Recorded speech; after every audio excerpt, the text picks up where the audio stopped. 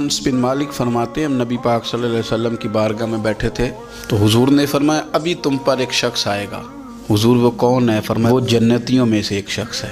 جناب انس بن مالک کہتے ہیں سادہ سا بندہ وضو تازہ کیا ہے تو پانی داڑھی سے گر رہا ہے اور جوتے اس نے الٹے ہاتھ میں پکڑے ہوئے ہیں، دو چار باتیں کی چلا گیا۔ اگلے دن اتفاق سے پھر بیٹھے تھے تو حضور نے فرمایا ابھی ایک شخص آئے گا۔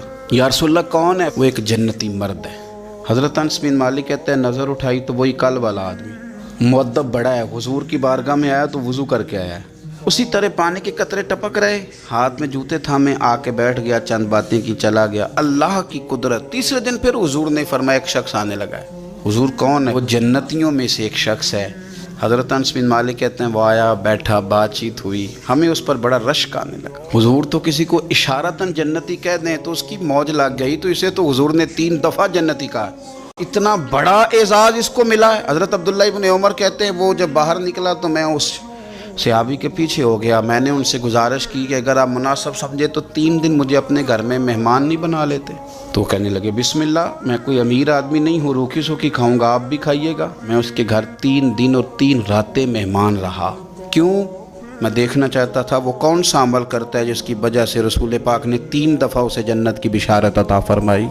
لیکن حضرت عبداللہ ابن عمر کہتے ہیں ایک تو وہ ضرورت کے وقت بولتا، باقی ٹائم چپ رہتا، اور کوئی خاص عمل نہیں، میں اس سے زیادہ نفل پڑھتا، میں رات کو تہجد کے لیے اٹھ جاتا، وہ سویا ہوتا۔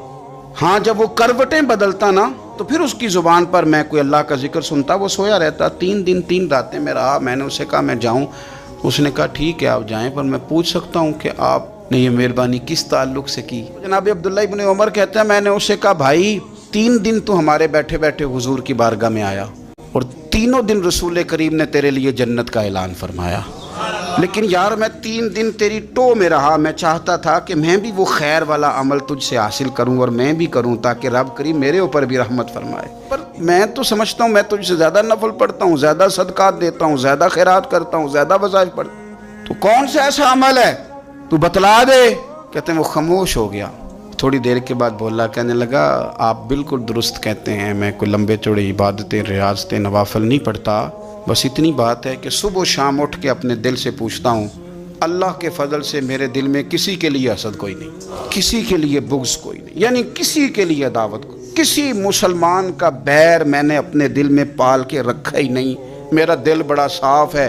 عبداللہ ابن عمر فرمانے لگے اٹھ، پھر سینے سے لگ، سمجھ آ گئی ہے یہ تیرے دل کی صفائی ہے جس کی وجہ سے رسولوں کے امام نے 3 دفعہ تیرے لیے جنت کا اعلان فرمایا۔